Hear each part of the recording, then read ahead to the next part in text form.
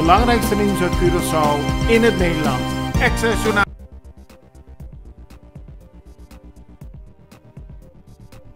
Rebecca van der Weijden, welkom. Jij hebt een zesdelige podcastserie gemaakt over een Curaçao's onderwerp, de zwerfhonden. Zwerfhonden Zwendel. Er wordt zelfs in het artikel of in de podcast over zwerfhonden maffia gesproken. Het is een groot onderwerp. Op de eerste plaats, hoe ben je ertoe gekomen om je zo te verdiepen in dat onderwerp?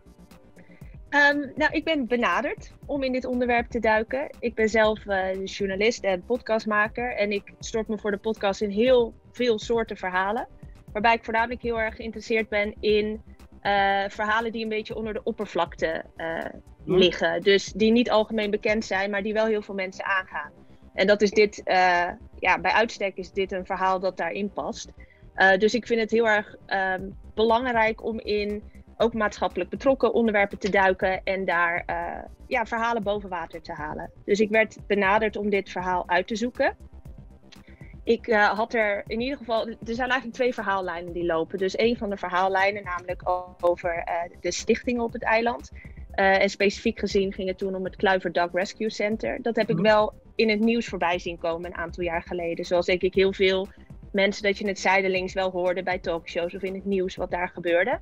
Maar ik heb me er nooit verder heel erg in verdiept. En toen kreeg ik de aanvraag om in dit verhaal te duiken.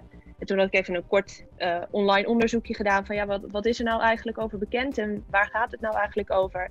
En toen bleek dat er nog zoveel meer kanten aan zaten die ik in eerste instantie niet wist of eigenlijk nog niet had ontdekt. Dat ik op dat moment al het vermoeden had van hier schuilt nog heel veel achter. Dus hier moeten we verder induiken. En daarnaast vind ik natuurlijk het onderwerp van dierenwelzijn heel erg belangrijk. En speelt dat hier een hele grote rol. Waarbij ik ook altijd wel denk van dieren moeten niet lijden onder de acties van mensen. En dat ik me afvroeg, is dat hier het geval? Of wat gebeurt hier precies? En kunnen we daar een verhaal van maken om het onderwerp ook wat meer onder de aandacht te brengen? Dat begrijp ik. Wat veel mensen misschien in eerste instantie verbaasden over het feit dat er een podcastserie over zwerfhonden komt.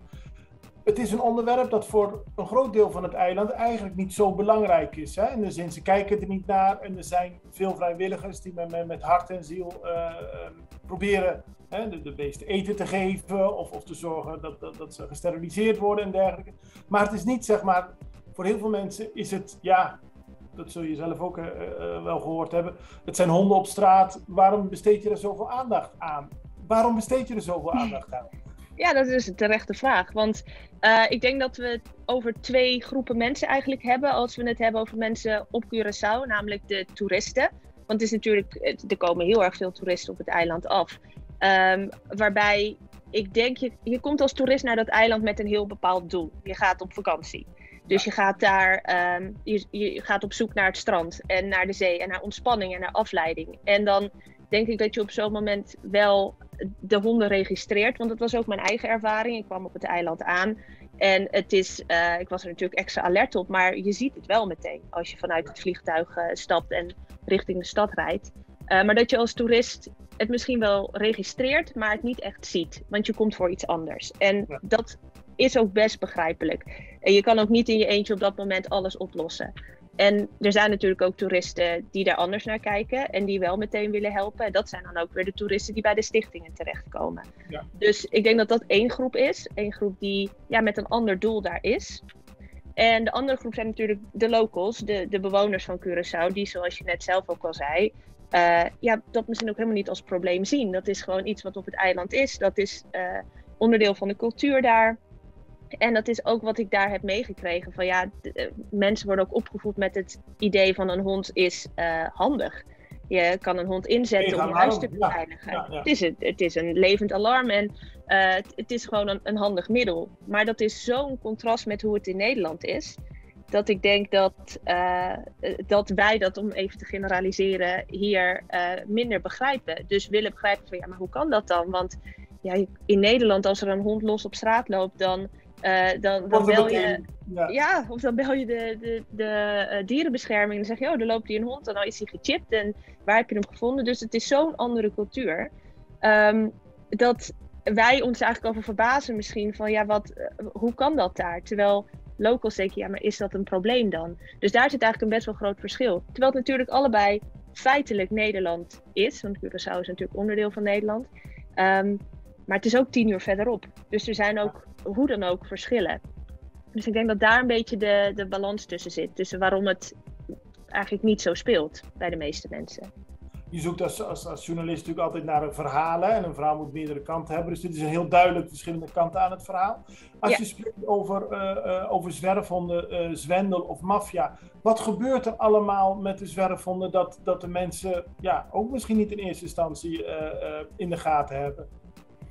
Nou, ik ga natuurlijk nog niet helemaal alles weggeven van de podcastserie. Want er staan er nu 2 online en in totaal worden het er 6. Dus mijn verhaal zal zich ook ontvouwen naarmate de serie vordert.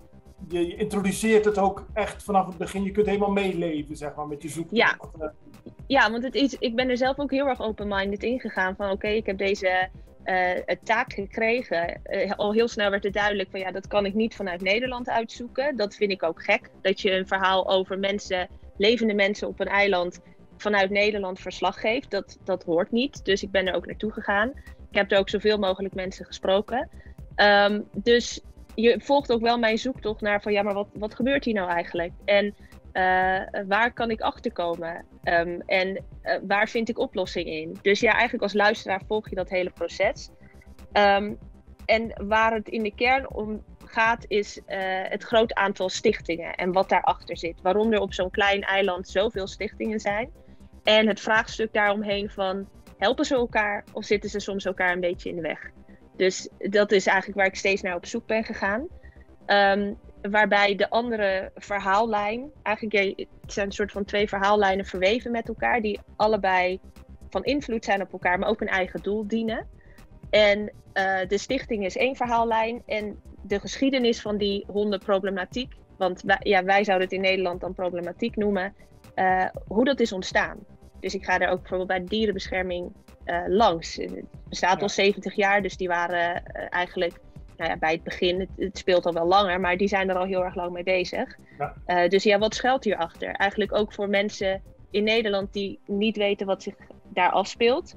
Maar misschien ook juist voor locals die geïnteresseerd zijn van hoe kijken de Nederlanders daarnaar? Of hoe zit dat in elkaar? Liefde voor dieren die te ver gaat, zoiets zeg je ook. En dat is natuurlijk, het lijkt een beetje in tegenspraak, want in eerste instantie gaat het om mensen die een hart voor de dieren hebben en willen dat de dieren zo goed mogelijk ermee omgaan. Maar zodra er stichtingen komen, zodra er belangen komen, gaat het eigenlijk niet altijd alleen maar om de dieren dan.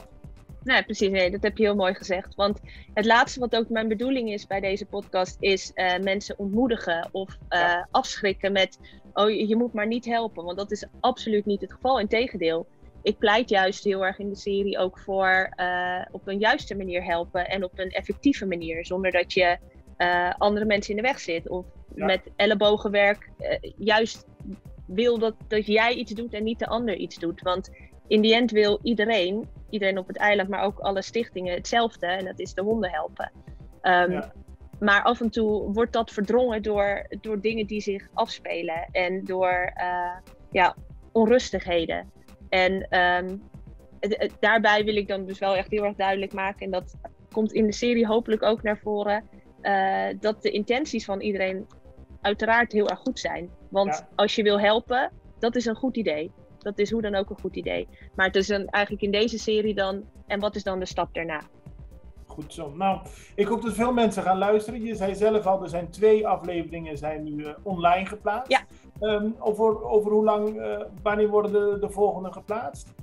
Elke donderdag komt er eentje online. Dus het zijn nu nog 4 donderdagen waarin er elke keer 1 aflevering wordt gepubliceerd. Dus nog een maand aan nieuwe afleveringen. Het heet Dog Mob. En als mensen het willen luisteren, waar kunnen ze dan het makkelijkst naartoe?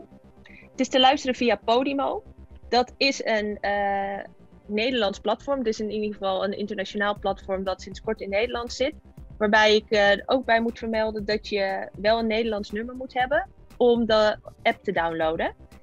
Maar daarbij kan je een proefabonnement afsluiten om het te gaan luisteren. Dus via Podimo is het exclusief te horen. En ik heb van mensen op het eiland gehoord dat het lukt om het daar te luisteren.